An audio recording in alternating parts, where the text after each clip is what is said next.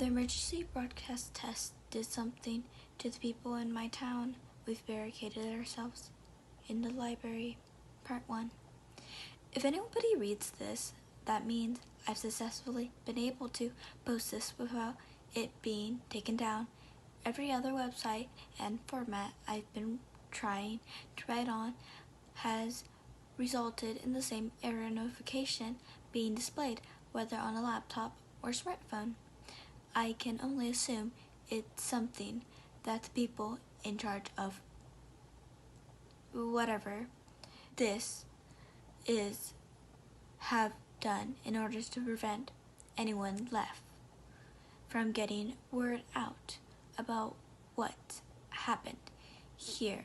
Some kind of jamming device or scrambler. But whatever reason, this site still remains accessible, and so I'm posting here in a place that I don't think they'll ever check, because someone needs to know the truth. I'm pretty sure everyone knows about the test of the emergency broadcast system that happened earlier today. It was still over the internet and on the news yesterday, according to the smiling archman of the local channel. It would happen around 12:20 in the afternoon and last for about half an hour, broadcasting on television, radios, and every cell phone turned on at that time. The town I lived in, those names I don't dare write in case anyone modifying the internet is using a controlling program searching for specific names or phrases, only has a population of about 1,500 people. Because it's such a small and tight-knit community, conversation about the announcement began spreading like wildfire. Didn't they already do a test on the system less than 3 years ago? Old Miss Carsey asked the cashier at the grocery store while I stood in line behind her with a frozen pizza in my hands.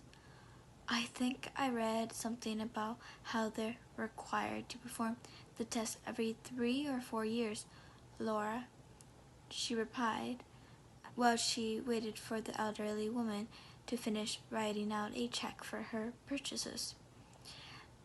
Later that night, my parents had gone to bed as I goggled myself on the remaining slices of pizza and watched reruns of I Love Lucy, and I got a text from my friend Aubrey. If I have to hear about this stupid test one more time, I think I'll scream, it said.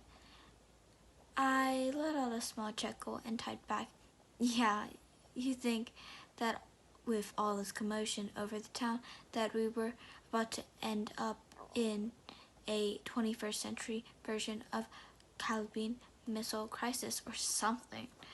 After a few minutes, my phone vibrated in reply, lol, no joke. I was going to ask if you wanted to do some skateboarding tomorrow. We probably don't have much time left until the snow begins to fall. Hell yes, I muttered quietly to myself, then typed out a reply. I'm absolutely down for that. I'll meet you in the parking lot of the diner about 11:45. I hit send, then a thought occurred from me. I sent a quick second message before she could respond. I'm gonna turn my phone off tonight and leave it at home. I don't want to have to deal with the annoying tone going off.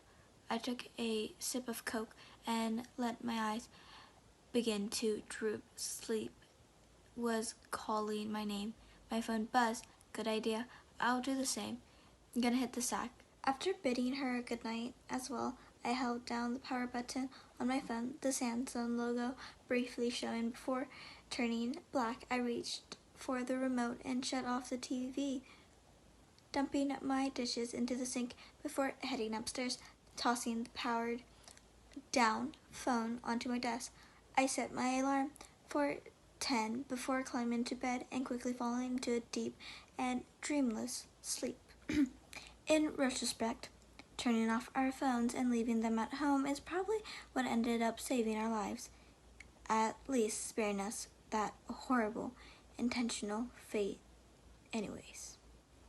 In the morning, I quickly told my parents where I was heading, and after promising them I'd be safe, I grabbed my skateboard, home keys, and jacket, headed out the front door. The chilly fall air smacked me in the face as I let gravity pull me down the restrictable street towards downtown. Behind me, the rocky mountains rose, imposing up into the sky, seeming like the turrets of the castle fortress. There's been a rumor going for close to 40 plus years that horrible writer Dean Custos once visited here in the late 70s and ended up basing the fictional town of Snowfield on it and his novel Paranormals. I think it was a load of bullshit, though. I can't deny that our town looks very familiar to what the book described, so who knows? Looking left and right to watch out for the cars and trucks, I entered the town proper and made me beeline for the diner. Aubrey was leaning against the steps which led to the front door. "You're 5 minutes late, you know," she said, jokingly checking the watch on her wrist. If I waited any longer, I would have had to organize a search party. I rolled my eyes and the lame joke and chuckled, "Bite me," I retorted good-naturedly, causing her to let out a laugh. "No thanks, I don't think I'd like to taste you." This time, a full-blown laugh burst out of me, which set her off more. After a few seconds, we got control of ourselves again and straightened up. "So, where'd you want to go skate?" she asked me. I thought for a second, looking around the diner, packed with protons, having either lunch or a late breakfast, and the parking lot full of cars and trucks. Too risky to ski here. An idea came to me, and I snapped my finger. The old Blockbuster. It's got plenty of railing to grit, and we can backflip over the parking lot bumps. Plus, since it's in the back of town, Sheriff Wake likely won't find us and force us to move.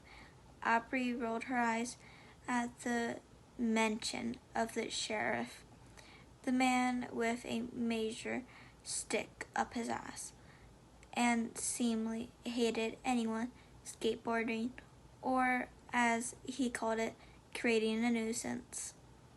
Aubrey shrugged. "Sure, why not?" Our plan set. We tucked our boards under our arms and walked through town towards the abandoned building which once housed the video rental store in town. It took less than 5 minutes to reach it. The sign still stood in the entrance of the yellow letter, long since having faded in the sun.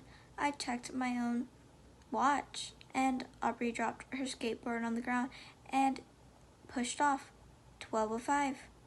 The test was supposed to start in about 15 minutes. I shook my head again. We're glad that we ditched our phones that day.